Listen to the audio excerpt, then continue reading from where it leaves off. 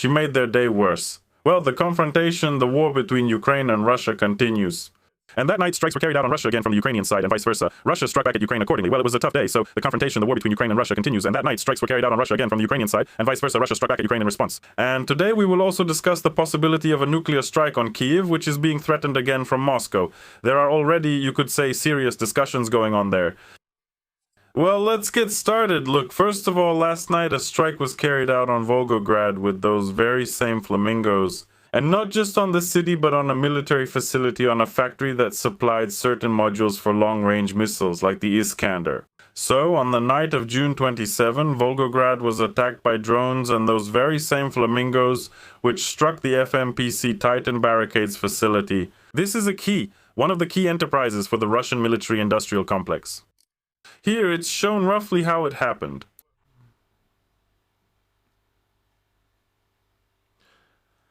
The smoke is shown, and the attack itself is also shown, or rather its results. There's also this already with the missile's outline, so to speak. The missile's flight is likely shown here too, making it clearly visible. They say that 5 Flamingo missiles were used for the strike, and at least 3 of them reached their targets. And here as well, this factory is shown, and it's clearly visible that the strike hit that specific factory. You can see the smoke and the chimneys. Also, this is the Federal Scientific and Production Center Titan Barricades. This is the strike, the Flamingo strike on the factory. The confirmation was already given by the head of this very enterprise which produces the Flamingo. And the Research and Production Center itself specializes in artillery and missile technology.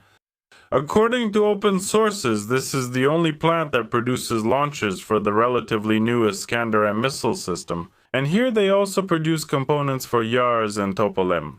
10 people were injured, and doctors report that many employees of the plant were wounded. Then there were more attacks on the Vitoraya station, or Vitoraya, sorry, I don't know where the stress is.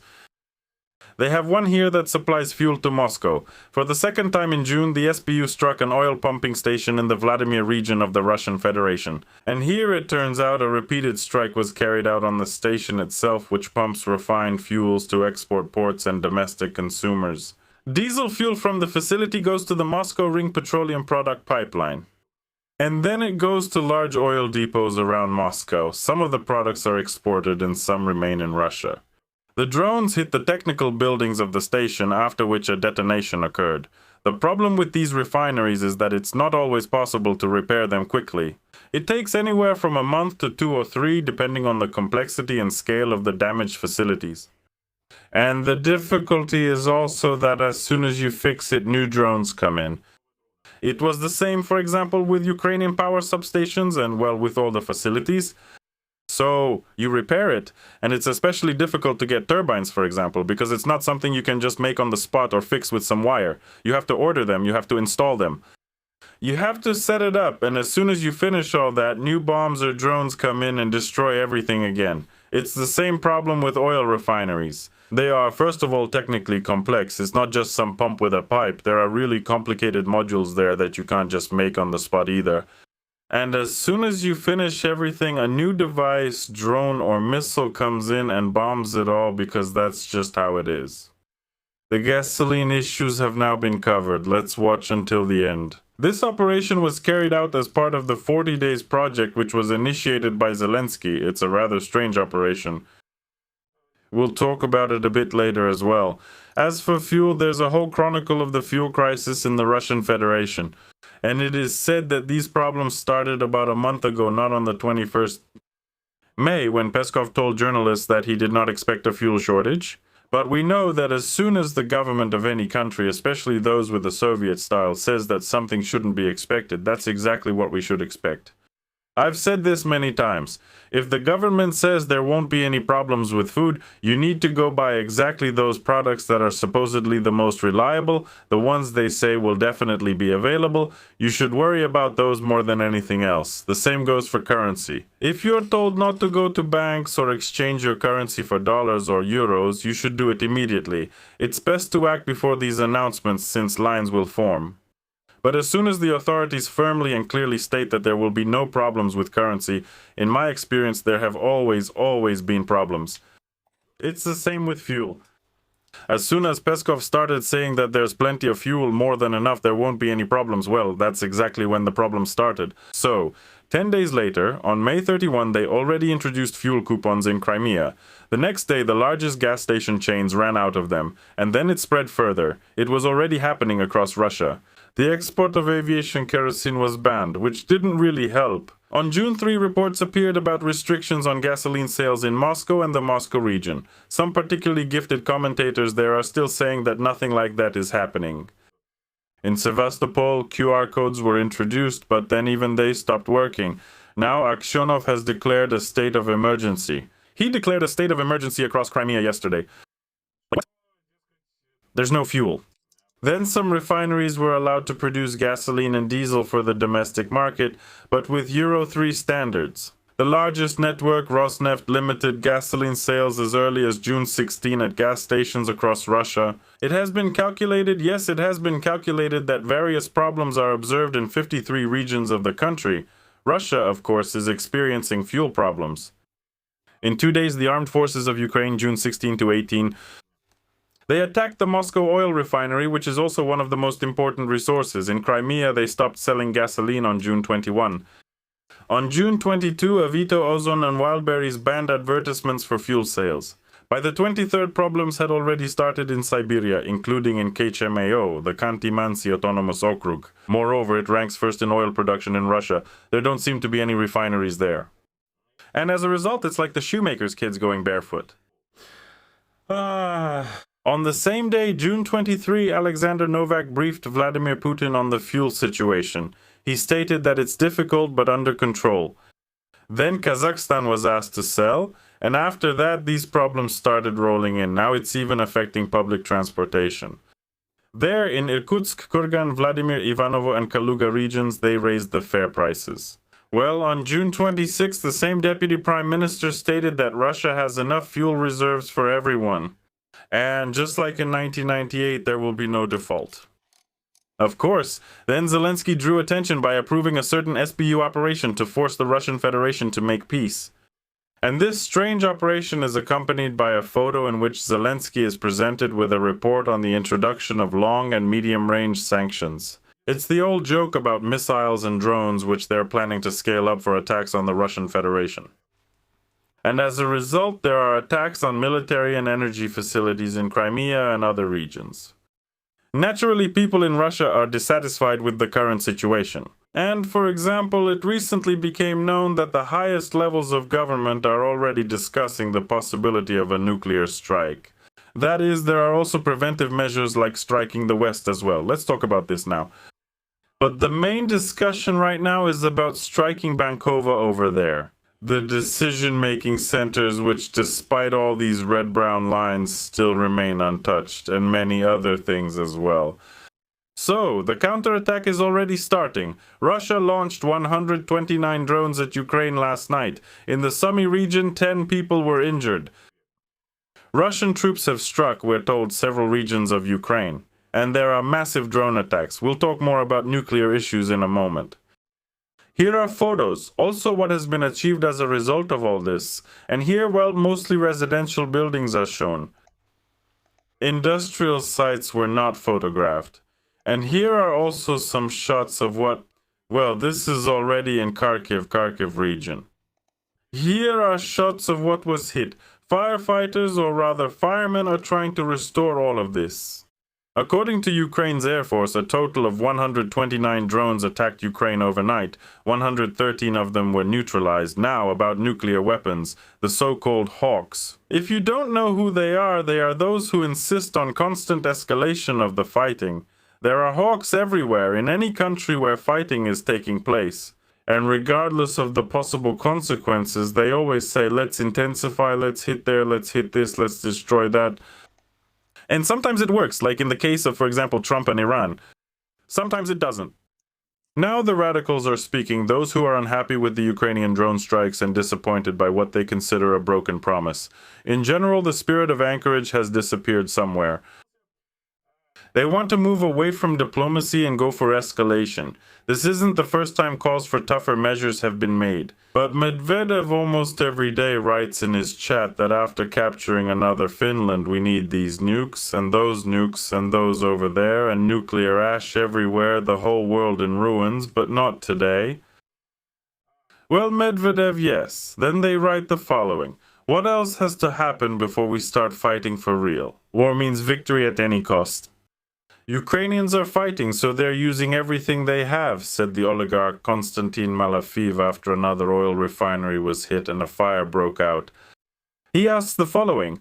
Why aren't we using nuclear weapons, which our ancestors created and stockpiled with the full power of the country specifically for this?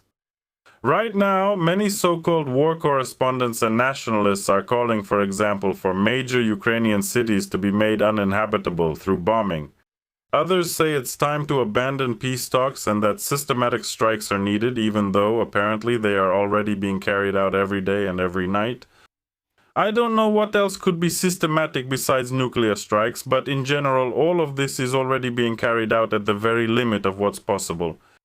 And it's also reported that the Kremlin is not heeding calls for nuclear strikes for now, because everyone understands perfectly well how that would end. Russia isn't the only country with nuclear weapons, and there are similar calls there, like let's strike England, okay, and then what? Well, but these calls can only come from people who don't understand what nuclear weapons really are. By the way, now Russia has also started carrying out similar strikes on Ukraine. Right here I have it, strikes on Ukraine's oil refineries. There are many ways to act without nuclear weapons. And experts are already saying that, well, basically Ukraine is starting to have problems with fuel, especially in the frontline regions. What's the idea here? To cut off the logistical routes in the frontline regions in order to weaken the military groups operating there. Then to decommission them, to shut down the gas stations and basically leave a kind of fuel desert, so to speak. Naturally, military equipment requires a huge amount of fuel. Several experts are already talking about this. Here, for example, is one of them. No sarcasm here, they really did ask the experts, and they speak well. It's good when people do what they can. They once invited an old man from the apiary to speak. Anyway, never mind, I won't joke about it. Of course, we can talk about the problems with supplying the frontline regions. This is a real issue. And this is real. I mean, dozens of facilities have already been attacked by drones. This happens literally every day. There's a very big problem with fuel trucks. The drivers simply don't want to go. Well, it's the same thing that Ukraine is doing. Basically, there's a response from the Russian Federation. It's just that they didn't really talk about it before. But now experts are bringing to the surface the very bottom of the iceberg. Because indeed, there are regions in Ukraine where there are almost no gas stations left. And there's gasoline, so actually there's no problem with the fuel itself. But the problem is that there's nowhere to refuel. That's the issue. In those regions, there is definitely a problem. They are trying to solve it with things like protective nets, mobile shelters for personnel, and some barriers. But, well, let's put it this way. Well, yes, if a powerful weapon strikes all these barriers. And here's the same thing. One of the experts is talking about it. Right now, you need to understand that all our gas stations are marked on Google Maps. Yes, the problem is that, of course, gas stations were marked on Google Maps during peacetime. People drove past them. There were photos. All of this was marked not only on Google Maps. So what about now? Now, these Google Maps are being used just like when the draft office staff were bombed, and then they said you can't use phones inside for those who were mobilized because they might reveal the location of the draft office SPO or SPU there. Even though all of them are marked on the maps, all of them are perfectly visible on Google. If you search for the draft office of a certain city, it's the very first result. It's unclear what secrets could be kept there. It's the same with gas stations. Right now, there are about 6,000 across all of Ukraine. There's already a place for broadcasting. There are about 6,000 gas stations, so the total number of gas stations in Ukraine is known. It's 6,000, thank you. There isn't a single gas station in Tunisia. There are cities like Kharkiv, there are cities like Zaporizhzhia, where gas stations are at risk of being destroyed every day. And every day there are strikes. By the way, I also have a couple of videos from there. There are really serious strikes happening.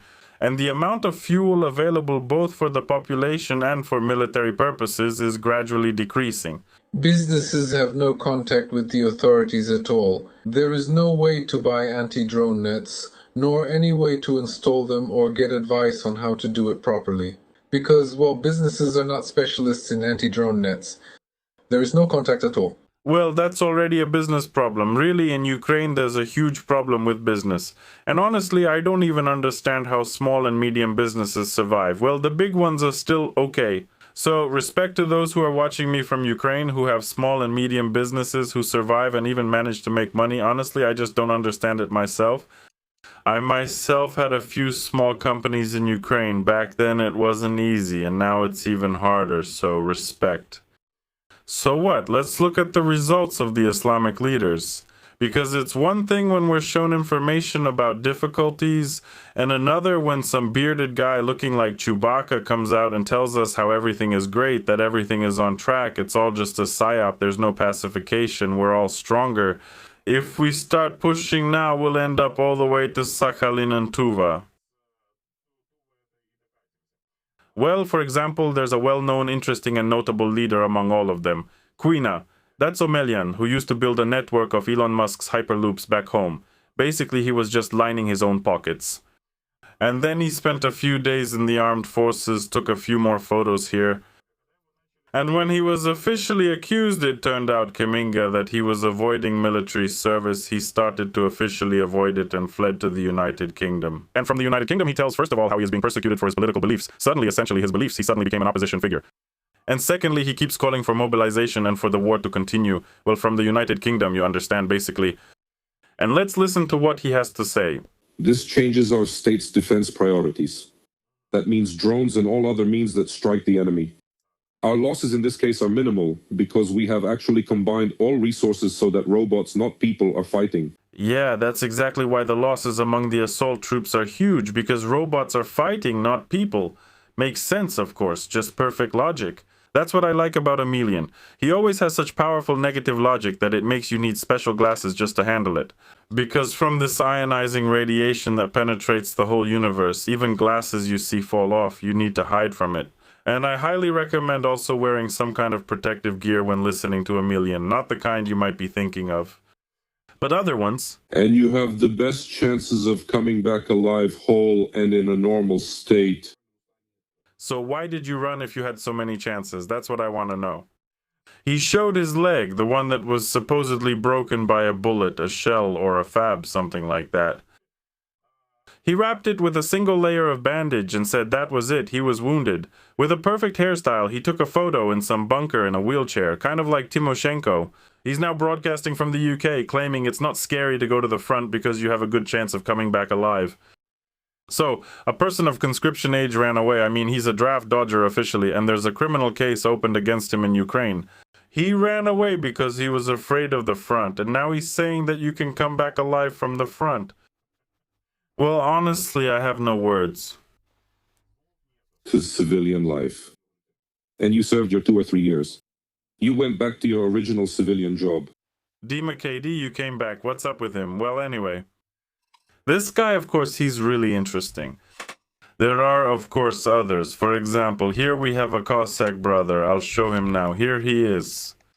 He regularly shows him now instead of the draft dodger. And he says that a person's situation in the army depends on the person himself. Well, obviously he's taking pictures, or rather shooting video in some kind of room, clearly. Not in a bunker, not in a trench, clean-shaven with well-fed cheeks. And he talks about the army. After all, it's obvious he's also a home front warrior, the kind all the restaurants in the area have been waiting for. But to be fair, he's still developing. He's still far from that super weapon, but nevertheless the guy is trying. You can see it right away. At first, in the vast majority of cases, the attitude toward anyone who joins the army... In the unit, in the vast majority of cases, the attitude toward any person who joins the army depends solely on what they do for the unit. A real Moscow land shopper. This is despite the fact that there is currently an investigation going on, I'll tell you more about it, against the Skala unit, which is somewhat close to Syrski. And they did all sorts of things to those poor people there. They poured water and some nasty substances on them in the freezing cold. And it seems the case even involved sexual violence. They drove them around face down on those very ATVs. In short, they tortured them in every way possible. And this person is telling us that a person's situation depends only on their own attitude toward the army and apparently their self-respect. Honestly, I don't know. That's what's on TV, with even the journalist looking at him suspiciously. Ukrainian authorities have already removed Skull as commander from his post. That says a lot, since usually no one is punished. There, draft office guys kill and maim people and brags freely, but here they removed him. That speaks volumes. This immediately brings to mind the story of Saltychika.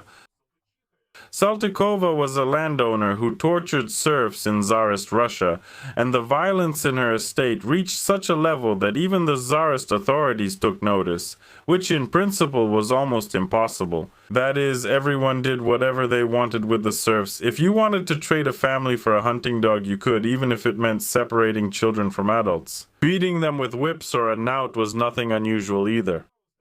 But with her, it reached such a level that she was imprisoned, and as far as I remember, she died in captivity. That's how the story ended. But here we're told that no, nothing like that happens in Ukraine. Everything is peace and quiet, like everything's fine. Cool. If a person actually comes to work hard and contribute, I'm interested. Where exactly is this guy supposedly putting in the effort? Excuse my language. I just don't see him crawling around in the trenches anywhere. If someone is dedicated to the common cause, there will always be a very good attitude towards them, both from the commander and from the people serving with them. When I was in assault units, we never had an assault trooper in the unit. What kind was he never? That he was an assault trooper with buns.